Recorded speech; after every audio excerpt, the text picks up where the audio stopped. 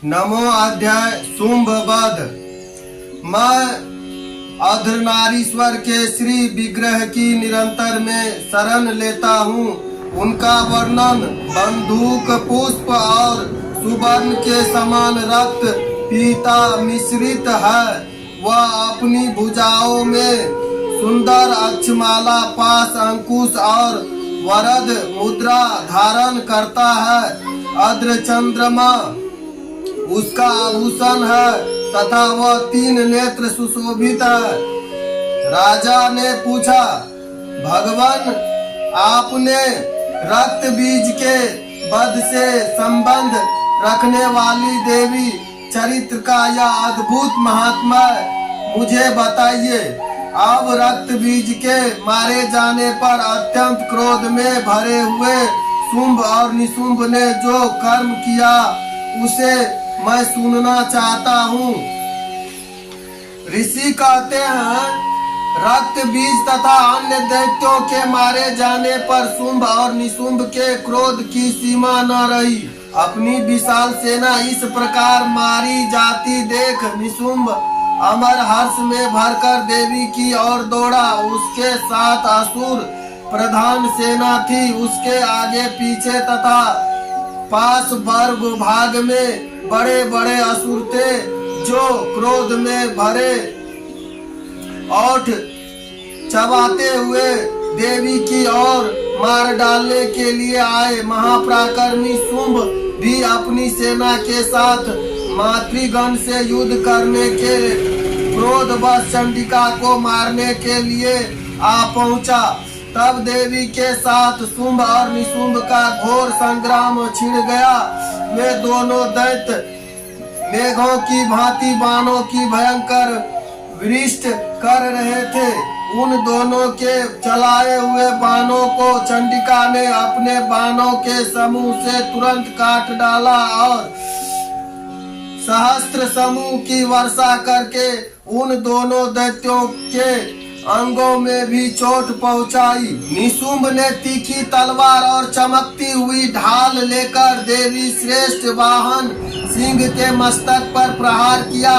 अपने वाहन को चोट पहुंचाने पर देवी ने छुरप नामक बाण से निशुंभ की श्रेष्ठ तलवार तुरंत ही काट डाली और उसकी ढाल को भी, जिसमें 8 चांद जड़े थे, खंड खंड कर दिया।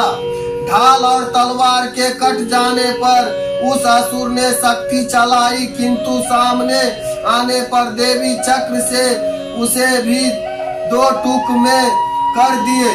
अब तो शुंभ क्रोध में जल उठा और उस दैत्य ने देवी को मारने के लिए शूल उठा लिया, किंतु देवी ने अपने समीप आने पर उसे भी मुक्के से मारकर चूर चूर कर दिया।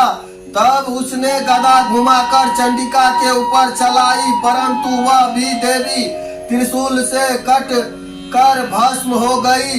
तदंतर दैत्यराज शुंभ को फरसा हाथ में लेकर आते देख देवी ने बाण समूह से घायल कर धरती पर सुला दिया। उस भयंकर पराक्रमी भाई निशुंभ के धराशायी हो जाने पर शुंभ को बड़ा क्रोध आया और अंबिका का वध करने के लिए वह आगे बढ़ा। रथ पर बैठे बैठे ही उत्तम आयुध घोष से सुशोभित अपनी बड़ी 8 अनुपम भुजाओं से समूचे आकाश को ढककर वह अद्भुत शोभा पाने लगा। उसे आते देख देवी ने शंख बजाया और धनुष की प्रत्यंचा का भी अत्यंत दुस्साहस शब्द से किया। साथ ही वे अपने घंटे के शब्द से जो समस्त दैत्यों सैनिकों को तेज नष्ट करने वाला था, संपूर्ण दिशाओं को व्याप्त कर दिया। तदंतर सिंह ने भी अपने दहाड़ से, जिसे सुनकर बड़े बड़े गरज राज का महान मद दूर हो जाता था, आकाश पृथ्वी और 10 दिशाओं को बुझा दिया।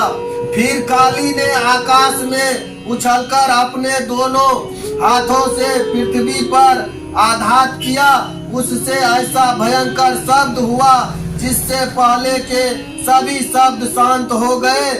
तत्पश्चात शिवदूती दैत्यों के लिए अमंगलजनक अट्टहास किया।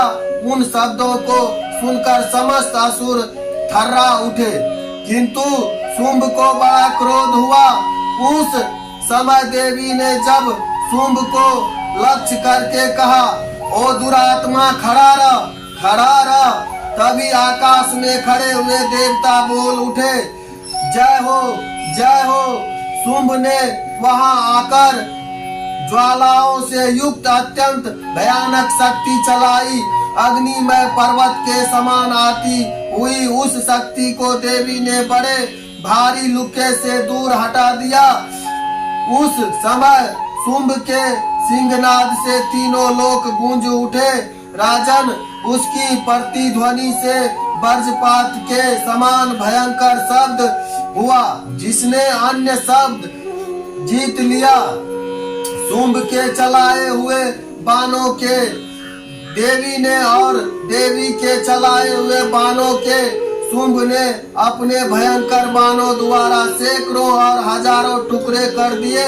तब क्रोध में भरी हुई चंडिका ने शुंभ को शूल से मारा। उसके आघात से मूर्छित हो वह पृथ्वी पर गिर पड़ा।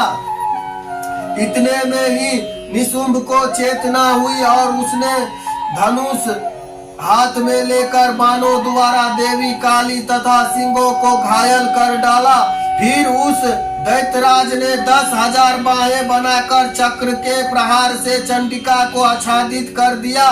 तब दुर्गम पीड़ा का नाश करने वाली भगवती दुर्गा ने कुपित होकर अपने बाणों से उन चक्रों को तथा बाणों को काट गिराया। यह देख शुंभ दैत्य सेना के साथ चंडिका का वध करने के लिए हाथ में गदा ले बड़े वेग से दौड़ा। उसके आते ही चंडिका ने तीखी तलवार वाली उस गदा की शीघ्र ही काट डाला। तब उसने शूल हाथ में ले लिया। देवताओं को पीड़ा देने वाले शुंभ को शूल हाथ में लिए आते देख चंडिका ने बैग से चलाए हुए अपने शूल से उसकी छाती छेद डाली। शूल से विदीर्ण हो जाने पर उसकी छाती से एक दूसरा महाबली एवं महापराक्रमी पुरुष खड़ी रह कहता हुआ निकला। उस निकलते हुए पुरुष की बात सुनकर देवी थर्रा कर हंस पड़ी और खड्ग से उन्हें उसका मस्तक काट डाला। फिर तो वह पृथ्वी पर गिर पड़ा।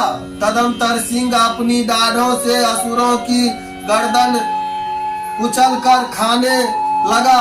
यह बड़ा भयंकर दृश्य था। उधर काली तथा शिवदूती भी अन्य दैत्यों का भक्षण आरंभ किया। कौमारी की शक्ति विदीर्ण होकर कितने ही महादैत्य नष्ट हो गए।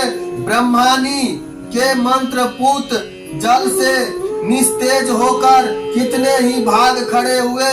कितने ही दैत्य महेश्वरी के त्रिशूल से छिन्न छिन्न हो धाराशाही हो गए। बाराही के थुथुन के आघात से कितनों का पृथ्वी पर कचूमर निकल गया। वैष्णवी ने भी अपने चक्रों से दानवों के टुकड़े टुकड़े कर डाले। इंद्री के हाथ से छूटे हुए वज्र से भी कितने ही प्राणों से हाथ धो बैठे। कुछ असुर नष्ट हो गए, कुछ उस महायुद्ध से भाग खड़े तथा कितने ही काली शिवदूती तथा सिंह के ग्रास बन गए। इस प्रकार श्री मार्कंडेय पुराण में सावर्णिक मनमंत्र की कथा में अंतर्गत देवी महात्मा निशुंभ वध नामक 9वां अध्याय पूरा हुआ। जय माता दी। जय माता दी।